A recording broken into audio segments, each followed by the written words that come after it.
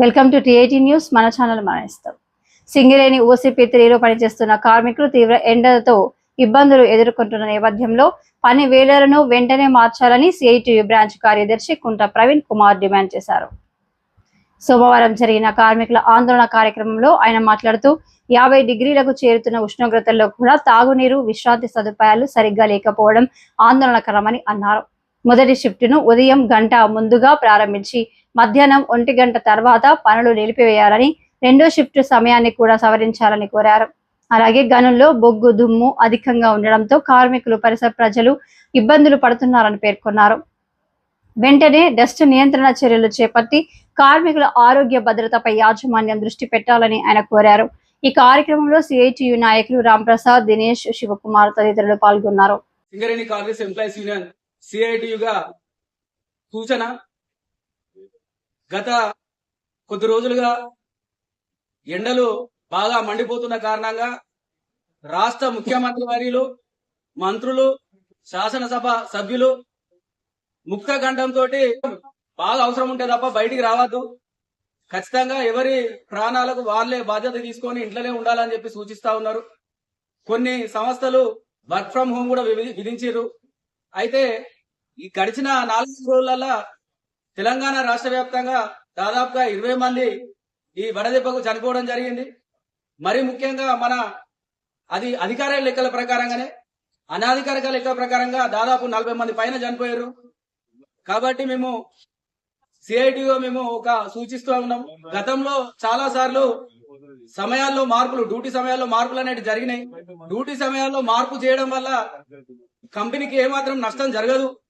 కేవలము first shift లో ఒక 1 అవర్ బిఫోర్, అదే విధంగా సెకండ్ షిఫ్ట్ లో ఒక 1 అవర్ చేయడం వల్ల మధ్యాహ్నము గ్రౌండ్ మాంటెడ్ లో ఉన్నటువంటి కార్మికులు ఎవరైతే ఉన్నారో, ఫోర్మెన్లు గాని, జనరల్ అసిస్టెంట్ గాని, కేబుల్ బాయ్లు గాని, ట్రిప్మెన్లు గాని, బ్లాస్టింగ్ సెక్షన్ వాళ్ళు గాని, అదే విధంగా ఏఎన్ఎం వాళ్ళు గాని, ఇట్లా చాలా మంది గ్రౌండ్ మాంటెడ్ లో తిరుగుతా ఉన్నారు. 48 డిగ్రీల సెంటిగ్రేడ్ తోటి ఇక్కడ ఉష్ణోగ్రత ఉంటే లోపల దాదాపు 2-3 డిగ్రీలు ఇంకా పెరిగే ఉంటది. దాదాపు 50 డిగ్రీలు దాటిపోతా ఉన్నది. పిట్టల్లా రాలిపోతా ఉన్నారు జనాలు. కాబట్టి సింగరేణి యాజమాన్యం దీనిపై దృష్టి సారించాలి. వెంటనే ఈ యొక్క షిఫ్ట్ సమయాల్లో మార్పులు చేంజ్ చేసి కార్మికుల యొక్క ప్రాణాలను కాపాడాలని చెప్పేసి కోరుతా ఉన్నాము. అదే విధంగా మంచినీటి సౌకర్యం ఇప్పటి వరకు మెరుగుపరచలేదు. ఇక్కడ నుంచి ఎస్ఎండికి పోతే ఎస్ఎండిలో కూడా మంచినీటి కరువు కనబడతా ఉంది. అదే విధంగా బేస్ వర్క్ షాప్ లో కూడా నీళ్లు సరిపోలేని పరిస్థితి ఇక్కడ నుంచి పోతా ఉంటాయి.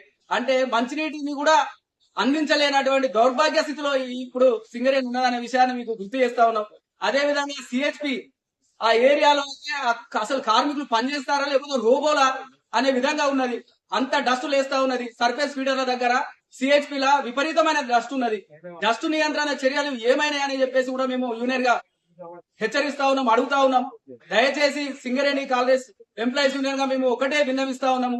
గుర్తింపు సంఘము, ప్రాతినిధ్య సంఘము ఎవరు ఏమనుకున్నా, ఏం చేసుకున్నా మీరు కూడా మాట్లాడాలి. ఎవరి నోట్ల వాళ్ళు లడ్డూ పెడితే సపరేకున్నట్టుగా ఎవరు మాట్లాడతలేరు. వచ్చేసి ఫోటోలు దిగి ఏదో చేసినట్టు కాదు. దయచేసి మేము అందరినీ విజ్ఞప్తి చేస్తా ఉన్నాం, కోరుకుంటా ఉన్నాం. కార్మికుల ప్రాణాలతో చెలగాటమాడద్దు. షిఫ్ట్ చేంజ్ చేయడం వల్ల కంపెనీకి ఎటువంటి నష్టం లేదు. ఇంతకు ముందు గత కొద్ది సంవత్సరాల కిందట నడిచింది. 45 డిగ్రీలు 44 డిగ్రీల సెల్సియస్ ఉన్నప్పుడే షిఫ్ట్ చేంజ్లు జరిగినాయి.